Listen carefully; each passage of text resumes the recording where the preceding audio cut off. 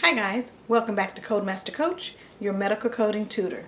Guys, in continuation of my previous video on the evolution of CodeMasterCoach, I wanted to come back to you and tell you what happened next. Now, as I told you in my previous video that coding was my weakness, and I knew it was my weakness, so I wanted to do something about it. And I had trained. I had gotten in addition to my master's degree and my RHIA, I studied and got my PC first. And then a year later went back and got my CCS. So knowing that that was what I was going to really emphasize on and prepare to learn coding, I knew there was a possibility of a cut in salary. Actually, I knew it would be a cut in salary, but with being the director of my HIM department, so much was going on in healthcare that, to be honest with you, the only place that I really saw security as far as employment was medical coding. True, as the director, I was in a good position, but even the acute care hospital that I was at was saying, oh, so we're going to have to choose one director between HIM and the business office. Luckily, I was chosen at my organization, but what would have happened had I not been chosen? I didn't have my bird in the bush. I was always raised to keep a bird in the bush in case something happened. I didn't have one. What was I going to do? And here now they're making me the director over not just HIM, but the business office too. And what does the business office do? Once HIM generates the codes, the business office submits the claims and handles the reimbursements that come in. Well, again, I couldn't code, or I knew a little bit about coding from our RHIA program, but I really had not done coding in years. So I knew I was on the right track, and I started preparing. And so what my biggest thing for me on a personal level was I had to get my bills in order. I wanted to pay off all of my credit cards. I needed to pay off my bills so that I could handle a cut in salary, because I was thinking of security. I was thinking of, what am I going to do if I don't work out as a good manager over HIM and the business office? What if they find out I'm not confident enough or competent enough to oversee the coding? I had to do something. True, I was teaching part-time at the college. I went back and started teaching full-time in an RHIT program. Guys, I had done it for 11 years. Loved it. But what happens is you start learning theory to teach. And you do it for so long that you actually lose your skills to actually do it. So again, I had gotten stronger in my coding because I began to teach it for my RHIT program. My students could go through and get their RHIT, which would prepare them for supervising. It actually taught them coding. But I wanted to do full-time coding. I really wanted to work from home and hide in my house and just get me together. And I knew coding was going to give me that opportunity, but I hadn't done it. I had taught theory. I could pull out a book and teach you the rules to coding, etc. But I needed to do it.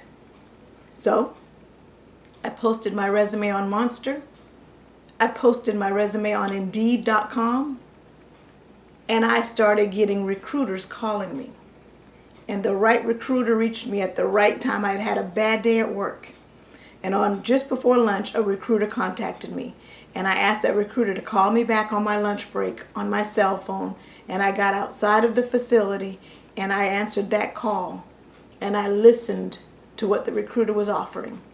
It was a full-time, with benefits, work from home. The company would send me everything that I needed. It was a cut in pay. It was almost a drastic cut in pay. But I had been preparing. I knew something was coming. I didn't know when. I have had myself on a 3-year plan, give myself 3 years to be ready to take that cut. Well, this recruiter called me at year 2. So for the first year, it might have been a little tough, but at the same time, I had a sense of peace because I was at home. I didn't have to worry about gas. I didn't have to worry about clothes. I didn't have to worry about a lot of stuff that you have to worry about when you go outside of your home. So that helped me budget that first year when I was trying to come off of a HIM director salary to a full-time work-from-home medical coder. But guys, the salary isn't bad with medical coding. I was lucky. I was in the high 60s. When I took the cut, my cut in salary was probably the high 60s. I was right at $70,000 is what they offered me to work from home.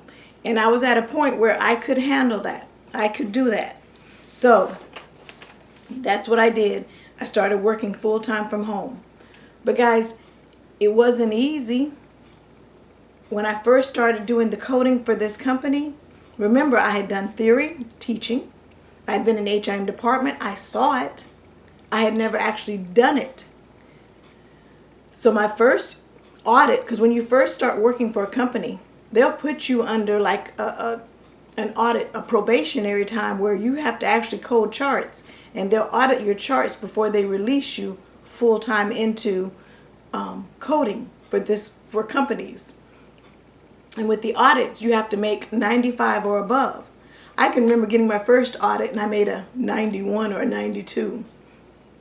And I thought it was good until they told me, no, you failed. You have to make a 95 or above.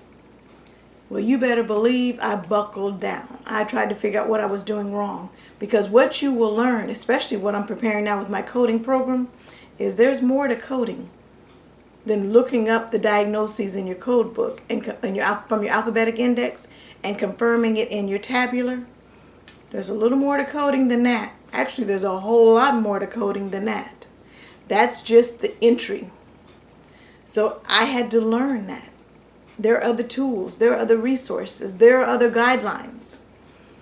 So I started buckling down and I started studying even more. When my audits failed, I wanted to know why.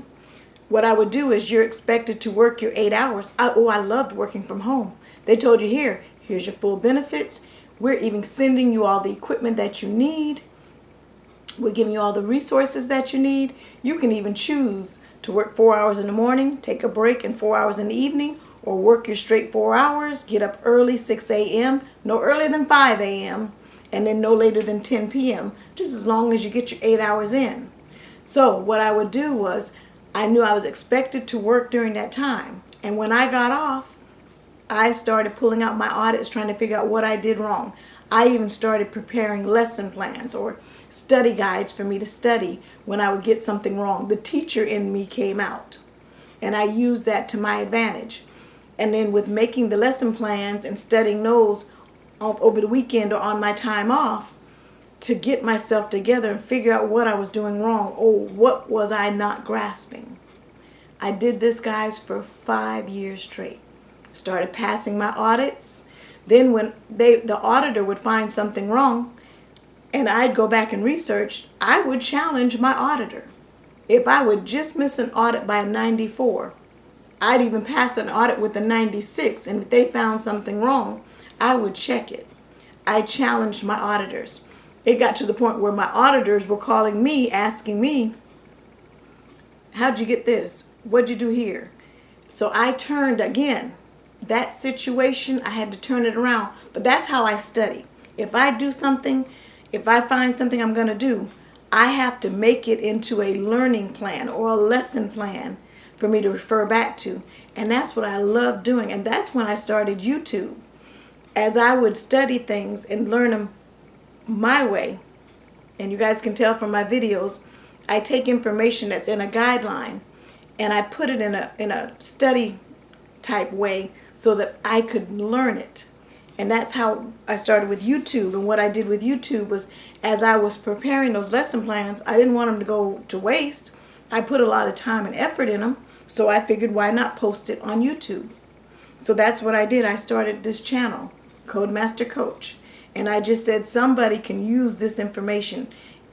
I did a lot of work putting it together so that it would sink in for me. Somebody else needs it. And so that's how I started CodeMasterCoach and started my channel on YouTube. I had at one time even started a website and started with these lesson plans, started classes that way, but decided the best way that I could do, because I didn't want to take on but 1 or 2 students, rather than doing that, is just do a lesson plan and do YouTube and do on my channel. So that's what I started doing, started posting videos on YouTube during my downtime. And sometimes I was sporadic, I honestly agree, but YouTube again is something I enjoy doing. I want to make YouTube fun, because when I took the cut and pay from director to coder, I started thinking, oh my gosh, what am I going to do? How am I going to make ends meet? But what you'll find, I even had it planned, okay, I'm going to work for this company, but with working from home, I can take on another company, because there are so many companies out there looking for coders. If you just Google remote medical coding, you'll be amazed how many positions are open and available. So I had already had a plan. If I couldn't make it on just the one job, then I would do another job part-time. I even interviewed and was asked by another company to work part-time for them. But I found myself too tired. I want to make sure it's understood. When you code all day, it looks easy, but it's draining. I couldn't do it. I couldn't do 8 hours at one company, get off of that company, take a break, and then go and work 4 more hours for another, which was my plan to make ends meet. But I couldn't do it. But I'm thankful that I had put myself on a plan to take the cut and pay.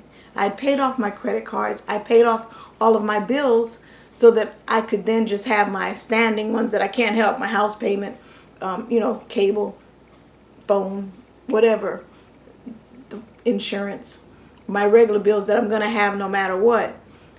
And I could handle paying those bills.